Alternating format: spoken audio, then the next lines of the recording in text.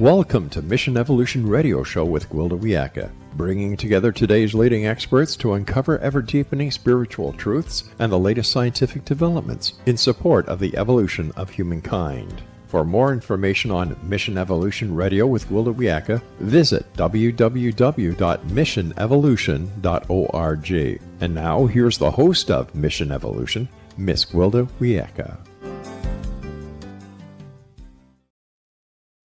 This is Mission Evolution. I'm Gwilda Wiyaka. This hour's guest is Lon Milo DuQuette, internationally respected occult scholar, author, lecturer, musician, magician, and one of the most influential living teachers of Western esotericism. With decades of study in the Qabalah, Tarot, ritual magic, mysticism, and consciousness, Lon offers a very rare insight into the mechanics of the unseen world and our evolutionary path through it. Lon, thanks for joining us on Mission Evolution. Thank you very much for having me. It's absolutely my pleasure. So, Lon, how long did your journey into the occult studies and magic begin? Pretty much since the beginning.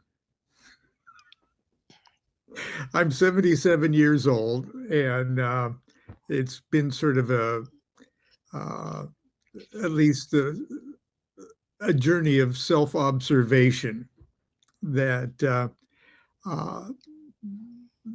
but like everybody, I had sort of I can't claim a generational mystical background any more than anybody else.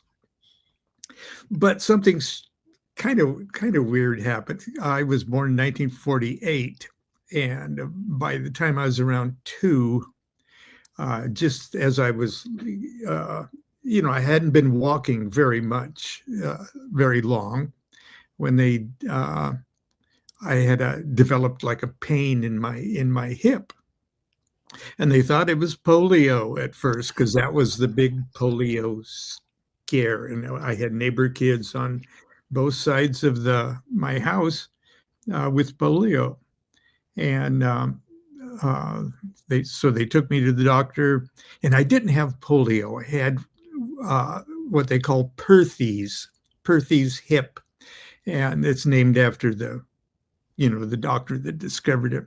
But and there's no cure for it. There's the only treatment was to immobilize the patient, and maybe they'd outgrow it. But it was like it was a thing where my hip joint was literally just grinding itself. Okay. So they put me back in the crib. Okay. And to tell you the truth, I loved it. I must have been just born to be sedentary. And I would drift in and out of consciousness, like every 20 minutes awake and 20 minutes asleep, 24 hours a day. So it wasn't that I would, I'd fall asleep and sleep for 8 hours. No, just every other 20 minutes I was asleep. So I had this rare opportunity to drift between consciousness, waking consciousness and dream consciousness, and with not very much distraction at all to keep me from losing what I think we all have pre-linguistic memories. Okay. And I had memories of what I can only describe as being memories of being somebody else. And so it was a few different kinds of somebody else's, but the most I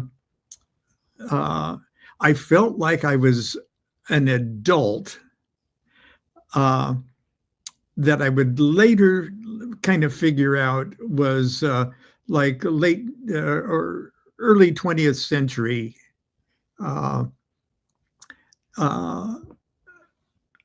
I had this one memory where I was getting into a car that I would later identify as like a 1927 Roadster. Okay. And now this is before television or anything. Okay, we didn't have a television until like 1954 or something like that. But I had these vivid memories. I was in a trench with a bunch of other men, and I remember explosions, and I remember the sound of dirt falling on my on a helmet. And but the vivid one was this getting in there to this Roadster and driving, and I was all excited, and I remember even the feeling. I remember the feeling even more than what I was observing, and I was so anxious and so happy, and I was driving down what I would later identify as the Pacific Coast Highway, old Highway 101 in California, going from like Los Angeles to Mexico. And I was to meet my girlfriend in Mexico. And I had all of those adult emotional feelings. Okay. And I think that helped me those years in the crib, staring up at space, thinking about my own existence and where I was before I was born and things like that. And I think all of us are born with that capacity, but we lose it as soon as the objective world around us distracts us and puts us and limits our dimension. Does that make any sense? It makes total sense to me. Yes, for sure. So, What pivotal event or realization convinced you that the occult sciences are more than mythology? well, later I would grow up, move back to California. My family moved us from California to Nebraska and then back to California when I graduated from high school. Right in 1966, when the psychedelic world was opening up, even in Nebraska, I said, if I ever had a chance to take that LSD, by golly, I'm going to do it. And I was a musician, professional musician, even at 17. Okay, a working musician and a songwriter. And I was playing at this club in Belmont Shore, California. And I walked into the restroom at a break, and a surfer kind of kid said, "Would you like to buy some LSD?" You know, and I said, "I sure would." You know, and I'd heard all of this stuff. I read about it, Dr. Timothy Leary and Dr. Alpert and stuff. I read all the magazine articles about it, sort of the God pill and stuff. Well, I wanted that God pill because I knew consciousness was a whole bigger thing than everybody else, thinks. And it was an amazing experience. And I had the luxury of taking it. There was somebody in the next room in case, I freaked out or something. But I was alone all night, just with me. And before that, before the evening was over, I knew that everything was bigger than I ever imagined, and that everything was me. I know it sounds all No, I'm mysticism. right. I'm right there with you. I'm a casualty of the '60s too, though. So, Oh, okay. Well, you're holding up well. Okay. oh, thank you. Uh, From your perspective, how does magic relate? Speaking of which, to human consciousness and evolution? that's all it is. Okay, that's all it is. Magic is a series of magic and Qabalah. Okay, it's a series of thought processes meant to accelerate willed self-evolution. And uh, magical techniques and Kabbalistic based magical techniques are truly the ultimate reason for it is not power over others, or it's not to walk on water and stuff. Maybe all that stuff comes along with it, but only because the expansion of all of the possibilities of human consciousness um, are activated, are lubricated, are are put into practice. It's like peeling away layers of a glass onion. It's literally, as the Buddha said, hey, I'm not a god. I'm not a mystic. I'm not a magician. I just woke up. Okay. And magic is to help you, assist you in a dramatic and colorful way. Okay, it's not a boring magical art form. Okay, it's fun. It's colorful. You get to dress up, even. Uh, but the whole purpose is to systematically wake up. Hmm. Do you feel humanity is currently undergoing a spiritual or esoteric awakening? Yeah, much, and I think everything that would say no, we're just going to hell in a handbasket. Well, yeah, but I think that's a symptom of an advance, a step, a leap, if you will, in human consciousness. Like the old falling apart before the new takes form? There you go. And well, the Gnostics would call that the EAO formula, um, uh, nature seemingly ruined by catastrophe, only as sort of the phoenix nest, out of whose flames comes the next baby phoenix, I guess. But Crowley, Aleister Crowley, who I'm sorry, I'm gonna have to interrupt. We'll get into Crowley on the other side of a station break. okay, Lon and I will return very shortly, so don't you go away. This is Mission Evolution, www.missionevolution.org.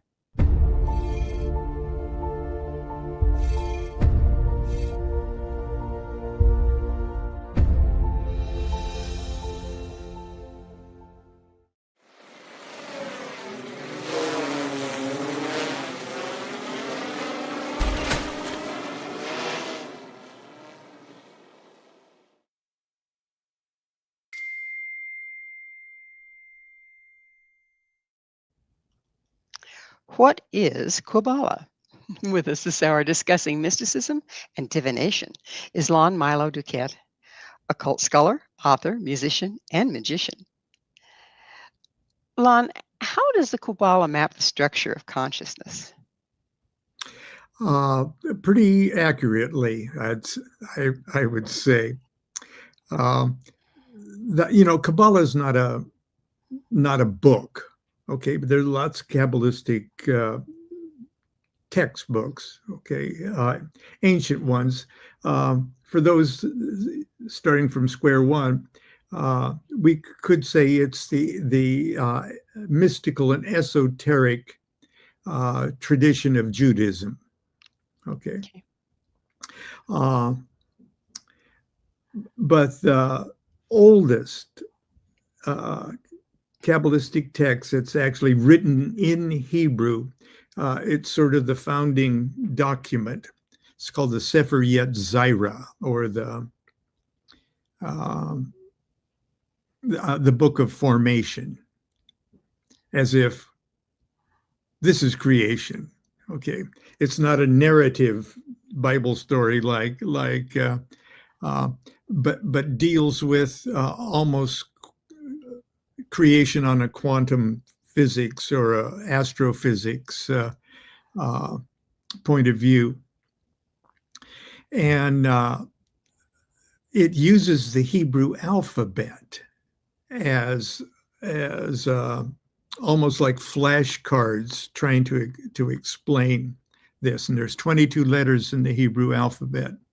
And they say the 22 letters, those are the words that God used to create existence. And those words are made up of letters, and they're the 22 letters. That's sort of the allegory of the whole thing. But the Sefer Yetzirah just simply, and it's just like a pamphlet. Okay, it's not even a book, you know. It said Yah, or deity, created everything in 32 mysterious paths of wisdom. Ooh. And that includes 10 numbers out of nothing. So 0 to 10. Okay. Everything was created with those 10 numbers, and then those 22 letters. Okay.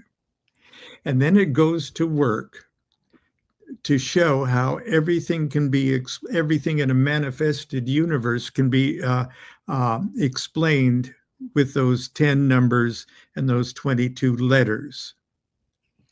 And those 22 letters are shown in modern times with the flashcards of the tarot, because there's 22 letters, 22 tarot trumps or greater arcana.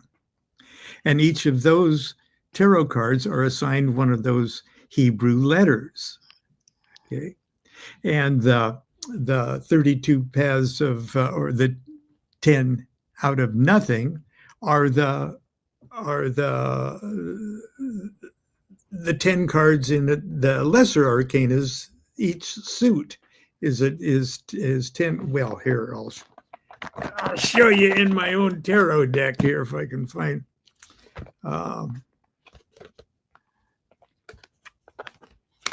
Talk amongst yourselves. Okay. There, those 10 bubbles. Okay, I'll get it out of my name there. 10 bubbles, those circles, those are the 10 numbers that come out of nothing. And they spend a lot of time talking about that nothing too. Okay, which takes us right into the quantum level. Okay. Now, it sounds all spooky and hard, but it really isn't. It really isn't. There's those 10 emanations, and that top one would be like Godhead, the singularity of existence. If we back our camera up as far back as we can go and put everything into one shot, okay, that's the singularity of Godhead. And these are lower emanations of consciousness, okay, all the way down to your head, okay, from Godhead to your head and everything in between. And the process that we just got through talking about, the process of waking up, is here we are asleep within a dream, within a dream, within a dream, within a dream, within a dream, within a dream. Okay. And our whole thing is waking up step by step to those different levels of consciousness until the supreme awakening.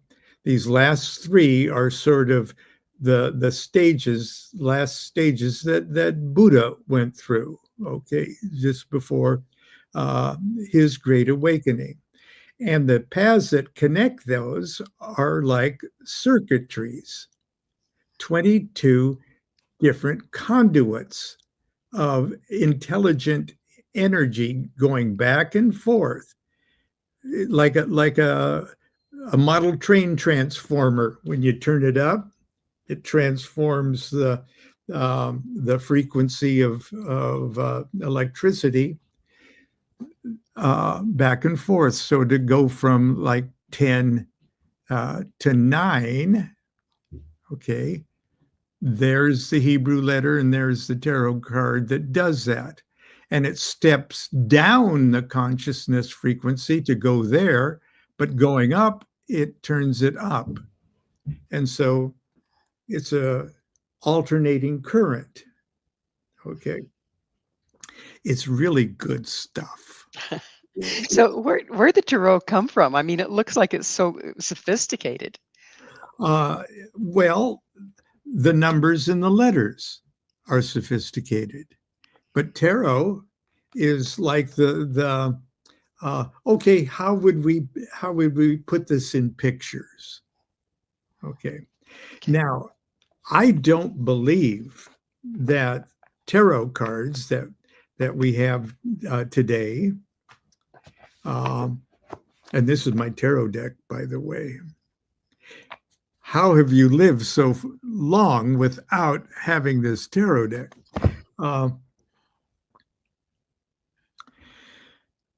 The tarot wasn't invented, at least my understanding, it wasn't invented as a Kabbalistic tool.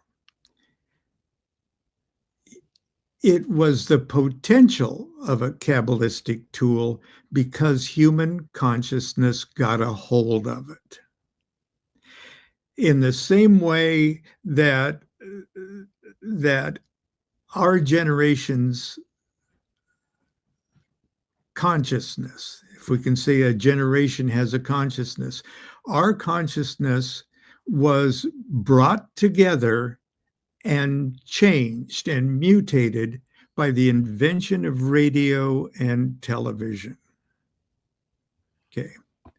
And in the 15th century or the 16th century, the human consciousness of the Western world, anyway, was altered by the universal fascination with playing cards. Was it a game to start out with? It was two kinds of games to start with. The Greater Arcana was a game just called, it was wildly popular, called Mamluk. And that was like bridge. And that's like the Greater Arcana cards. Bridge, Tarofi, or I know I'm pronouncing it right or incorrectly. Tarochi or Taruki was a parade, like the Tournament of Roses parade, but it was a parade, a triumphal parade that had a hierarchical structure to it. Like the head guy was the first guy in the parade, and the second guy in the parade took second place. So the first guy triumphed him or trumped him. So it was a hierarchical thing, and some cards had a greater value than others. And you'd play it like bridge. I'm sorry, this card here trumps your card, so it gives me more score. So it was like that. Okay, and it was wildly popular with the aristocracy of Northern Europe because they could afford to have real live artists paint it, because in their parade they had the gods of the Greek and Roman gods. Okay, they had moral qualities like and virtues. Okay, like faith, hope, and charity. They all had their, okay. and they had characters from the culture around them. They had the Pope, and they had the Emperor, and they had the Empress, and they had religious figures like the High Priestess, okay, who used to be Popess even, and the magicians and stuff, and they had the devil, and okay. And then they had the things like fortitude and balance and stuff. And they had as many as, I think they had as many as maybe 60 different things over the years. Okay. How did it transform? How can the tarot serve as a gateway to self-awareness and transformation at this point? Because it's already doing it. Okay. It's an ordered deck of tarot cards would be like Kabbalistically speaking, would be like the universe as it really is, perfectly operating. Okay. We don't think that the universe is operating perfectly because our lives are so screwed up. But no, the universe is doing exactly what it should be doing, everything on cue. The reason we don't see it is because we have insufficient powers of perception to view it that way. We're not awake enough. How do you distinguish between genuine occult practices and superstition or fantasy? You have to have a certain level of maturity and to fully grasp what magic is about. And Aleister Crowley said, look, if you want to get into magic for unscrupulous reasons, but you're really serious about getting into magic, go ahead. Because by the time you learn what magic is and what it's about, you'll realize that your unscrupulous initial desires was total BS. Okay. You know, so to be a magician, to work magic, you have to be the equivalent and have to develop yourself into the equivalent of what the yogis would say self-mastery. Well, it's time again, Lon, and I will be right back to continue our discussion. So stay right there. This is Mission Evolution, www.missionevolution.org.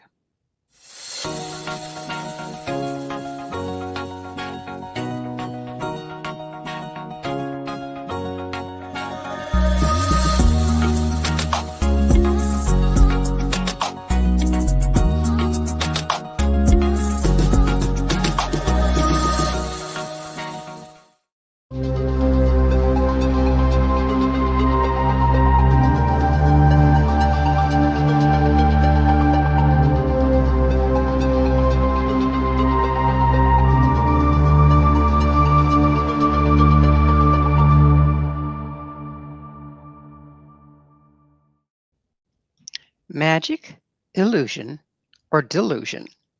This is Mission Evolution, missionevolution.org. We're discussing the occult with Lon Milo DuQuette. His website is lonmiloduquette.net. Lon, can you explain the relationship between subconscious mind and occult work? Well, in a sense, ceremonial magic is only the outward activity or an outward act that is triggering inward faculties. Okay. My whole thing was it was shortly after my bombshells of early psychedelic experience. I wanted to be a first-class Eastern mystic. Okay, Okay, and we were into yoga and things like that. And I kept wanting, because this is what I observed. I wasn't into magic. I was into like yoga and Zen and esoteric Buddhism, and but I eventually discovered that I kept thinking how cool I was going to look gaining enlightenment. Okay. And gee, I'm going to look cool losing my ego, you know. And that almost was impossible for me to overcome. I couldn't break in, but I wanted to be what was in. But my technique needed to utilize the mechanics of outside to do it. I needed to work with my inner faculties, and in, I don't want to sound chauvinistic, but in the East, it just seems that the practitioner is more naturally inclined to close their eyes and go within and peel away all the things that they're not, okay, to get to that serene, smooth point. But in the West, okay, we're not inclined to do that. And I don't know, it's not genetic or anything. It's just the kind of the Western way. We like scripture, we like ritual, we like things outside of ourselves, even though we know that what we're doing when we pick up the wand and wag it around, that it's not really that stick we're working with. It's the will that of our focused intent and So do the tools simply help focus the intent and the will of the individual? yeah. And then we've put the power into the hands of the tools inadvertently. Well, we're using the tools until we understand that they're inner things. Okay, and it's like a like a training ground for internal things, and once you've made the connection that that wand is an interior power and an interior tool, then that wand has power. Okay, But you can wave it around all you want to without engaging the interior, and you're not going to have any effect. it's just a stick. Yeah, yeah, and so the magic isn't for everybody. It's sort of a lonely art form, in so much that it's a dramatic spiritual practice that just has one audience and one actor and one stage and one terribly, terribly ruthless critic. And so it truly isn't for everybody. Lon, how does one safely begin a magical or esoteric practice without falling into delusion? Well, usually you fall into magic because of delusion. Okay, until because some people are just attracted to it because they have a sense that this is going to be my way. Okay, and that's good because they have a sense that it is going to be my way, and that they fall in love with the outer forms of it because they know, they sense that somewhere in there, it's the thing for them. I tell people, hey, just do what you're attracted to at first. There may be 5 or 6 things that you say, boy, I'd like to get into that, and do it for a while. Okay. Nothing is wasted on your journey. Okay. You could view entire incarnations as, well, I'm doing what I'm attracted to, you know.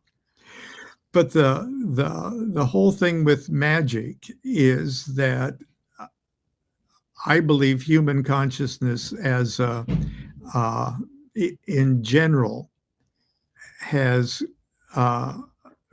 undergone an expansion, so that we can see what was once a very, very small and focused magical art form or spiritual art form of the medieval magicians, that only a few people were attracted to, and out of them only a few understood what they were doing. What is a demon? That was my next question. You've written extensively on angels and demons and entities. How do you explain their nature? Well, we're all hardwired, with a 6-pack of demons and angels. Okay. We're all hardwired with it because they're frequencies of consciousness. And some of those frequencies of consciousness, when they are not properly directed or controlled or understood, just sort of run amok through our psyche, through our lives, like burning Drano, But it's not that they don't belong there, because if they're there, they belong there. They're there to do something, and where that level of consciousness goes, they need you. Okay, they need you to direct their untapped energies, in the same way that the myth of Solomon, King Solomon. Okay, he used demons to build the great temple. Okay, that was his labor union. Okay, but are these beings independent intelligence, archetypes, aspects of our own consciousness? Everything is in your head. Everything, including everything you think is outside of your head. So I wrote a couple books as Rabbi Lamed Ben Clifford. Okay, I had to invent my own rabbi so I could quote myself. Okay, and Rabbi Ben Clifford says, it's all in your head, but you just have no idea how big your head is. Okay. And he really means that, because ultimately, the Kabbalists say there's 4 parts of our soul, if you will. There's the animal part, then there's the intellect, ruach part, and there's this thing called the neshama, which is roughly translated soul, intuition. But that's not, the neshama is not limited by time and space. When a mother wakes up in the middle of the night and she knows her child is in trouble or has been in an accident or something, that's because the child can never leave the mother's neshama. Okay. But it seems like it's outside, doesn't it? The child may be on the moon or on Alpha Centauri or a million light years away, and the mother would still get that message in the middle of the night. That's how big the mother's neshama is. It's kind of depressing, actually, when you think about mothers. But that means there is no outside of your head. And there is, ultimately, you are that number one consciousness. Okay. It's not outside of yourself. It's not someplace you're going to. It's someplace you already are, and you just haven't woken up to it. Is it just a matter of not having focused on it, not having found it internally yet? Yeah. So, in the same way as those abstract Kabbalistic concepts are easily visualized in the individual tarot cards, okay, in that same way, the magical forces, angels, spirits, demons, intelligences, oh, the Kabbalists have them all categorized. I mean, these guys they had a lot of time on their hands, okay? And they've got them categorized in anal retentive neatness, and their names all add up to the right numbers because, like prime numbers fit inside greater numbers and things like that. There ultimately isn't an outside of yourself.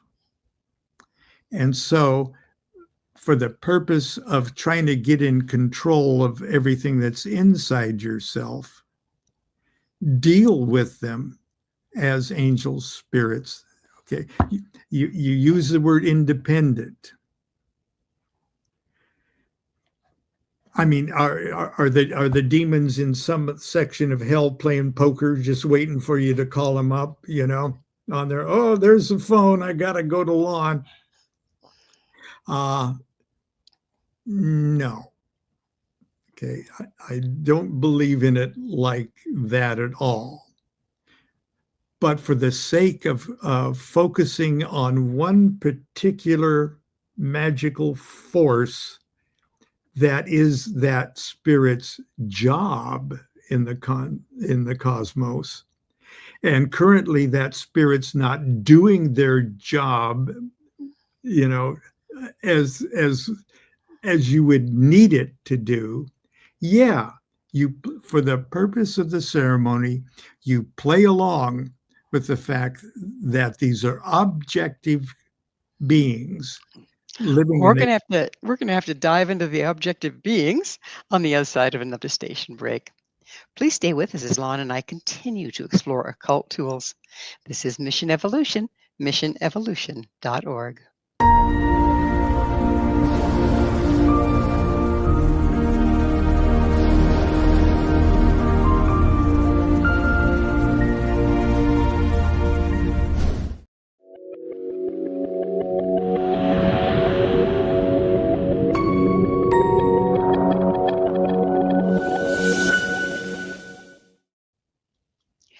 Can the occult help us today? This is Mission Evolution, missionevolution.org. We're continuing our discussion with Lon Milo DuQuette. His website, lonmiloduquette.net. Lon, how can occult tools help people navigate the challenges of the modern world? Well, just like putting a tarot deck in order gives you, in a certain sense, a reboot. It takes your chaotic world and makes it a reboot. You reboot. I didn't do much today, but I put one thing in order. It starts with putting something in order, putting yourself in order. I use the term a psychic reboot. And, to tell you the truth, it is like a lube job. Because if we were actually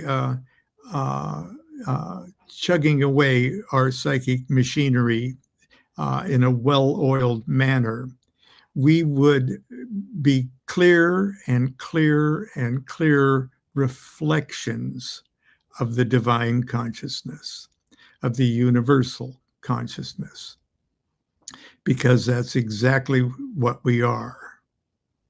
And at each step of that waking up process, the Kabbalists would say, as I move from 10 to 9, to the wakeness of 8, to the awakeness of 7. It's okay, all the way up to Godhead.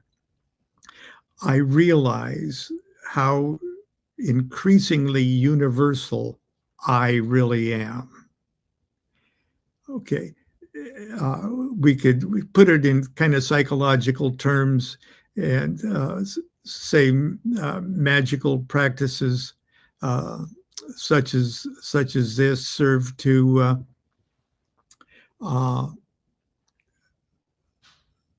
increasingly intensify our own self-realization.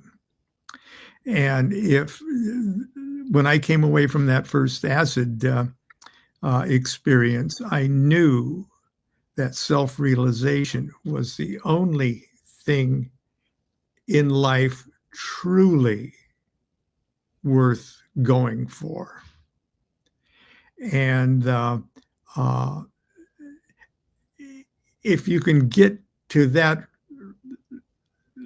realization, anything that you do, I'm sorry, I don't say that any religion is wrong or anything that you can do to facilitate your own self-realization is probably the best thing you can do with your incarnation.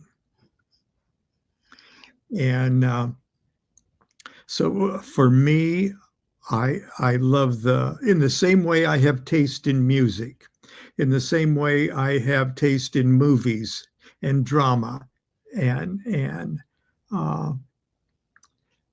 I have taste in how I want to go about my self-realization.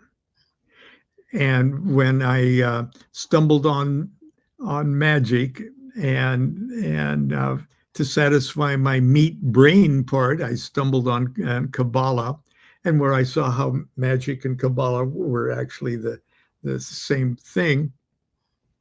I knew that nothing else was going to satisfy. And when I ran across the works of Aleister Crowley, at first I was totally freaked out because this guy had just such a horrible reputation, and I called himself the Beast 666, and he just pushed all of the fear buttons, you know, but something about him was like, gosh, but he knows everything that I want to find out, you know. And then as the months and years pass and I meet people that actually lived and worked with him and everything else, they made me feel silly that I was that afraid. Okay. My friend from the old hippie days, Mad Bob, we called him, and he's a saint. We all know saints. Okay. He's one of them. And he came back from Guatemala, and I told him what I was into tarot and this Aleister Crowley character, and I said, oh, then I found out he was a devil worshiper of some kind. And Bob looked at me like I was the stupidest person in the world, because he told me so. That's why I knew he was thinking that. And he said, look, this guy knows everything that you want to find out, experienced everything you want to experience, and he was not afraid to tell people about it. I said, yeah, but was he a devil worshiper? Was he a Satanist? And he goes, no. And then he goes, well, yes. And he said, no. Well, if he was a Satanist, he was a really good kind of Satanist. Okay, you're just going to love this guy.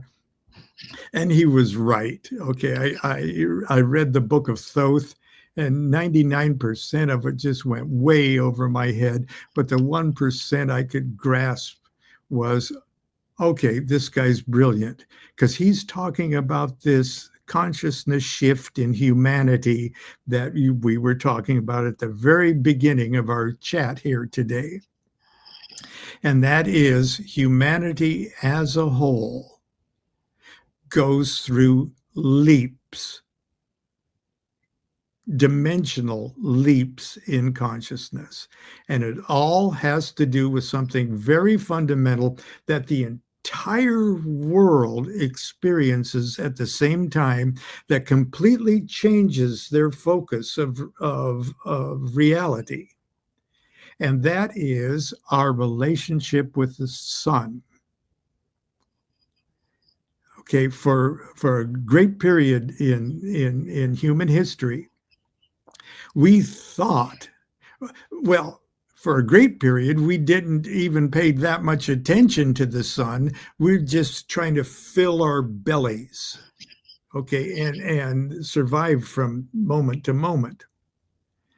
And that was, we'd call that an aeon. There was an aeon where we were just, woman was magic, because we didn't even know where our babies came from. They just popped out of a woman, and we didn't know where the food came from, and everything else just pops out of the ground. Okay, that was something we all shared, and the magical formula all dealt with goddess worship and woman worship, and that was all connected to the moon. The cycles of the moon that the women are in tune with, and they swell like the moon and then empty, and all of a sudden there's a new little og. But then we started to put two and two together, that the animals don't come, the crops don't grow, or the food doesn't grow when the sun is weak. And then we realize we need the sun. It's a partnership between the sun and the earth. And then we get all freaked out that the sun dies. Oh God, it goes down at night. Oh shoot, everything's going to be lost, and it goes further south. Well, if you're in the northern hemisphere, it goes further south in the wintertime. And we don't know whether it's ever going to come back or not, So it's a new, improved way of looking at things. And there came a time when all of us, most of us, put two and two together, that we needed the sun. That was another shift in human consciousness. And it was another point of view of the universe and reality that we didn't have before. So it was an improvement, but it was still a mistaken improvement.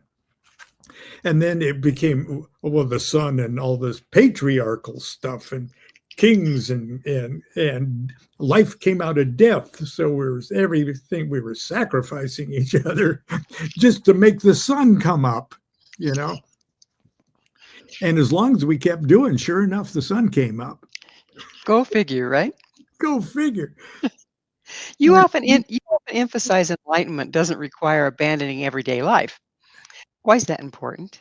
Oh God, you got to keep everyday life to keep gaining enlightenment. No, it's you integrate all of this in the same way as your consciousness is integrated with everything you do in everyday life. I mean, I'm a struggling householder. Constance and I have been married for 58 years. Ooh, congratulations. Well, thank you. Thank you. Congratulate her for putting up with all of this. As a matter of fact, it's a necessary partnership of we were on this journey together, and we're so lucky. Or at least I'm so lucky.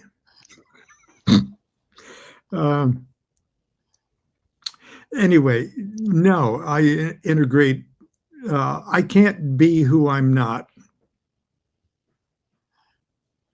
And what I am is kind of a wild and crazy magician. And once you're a magician, everything you do is magic. And when you screw up in life, you've magically screwed up. That puts my heart at ease, I have to tell you. So you don't do magic to make your life. No, you do magic to make your life magic. Okay. And it is a perpetual background meditation at all times. And you know, I'm not consciously thinking, oh, that's that Hebrew letter this, or oh, that's that stuff. No. When the purpose of magic is to make yourself a magician. Well, Lon, it's about that time. So before we close, I have to ask you, what's your mission? My mission is to completely exhaust my potentiality. That is a worthy mission. It'll probably take a while. Just might. What final message would you like to leave our listeners who are seeking empowerment, evolution, and deeper meaning? Trust yourself. There we have it. Lon, unfortunately, we are out of time. Thank you so much for coming on the show and sharing your wisdom. Thank you very much. It's been a pleasure. Our gratitude to Lon Milo DuQuette for sharing his wisdom with us today. To explore Lon's books, teachings, and music, visit lonmiloduquette.net. This has been Mission Evolution with Gwilda Wiyaka. For more information or to enjoy past archived episodes, visit www.missionevolution.org. But please be sure to join us again next time on Mission Evolution as we continue our journey into the expanding frontier of human potential.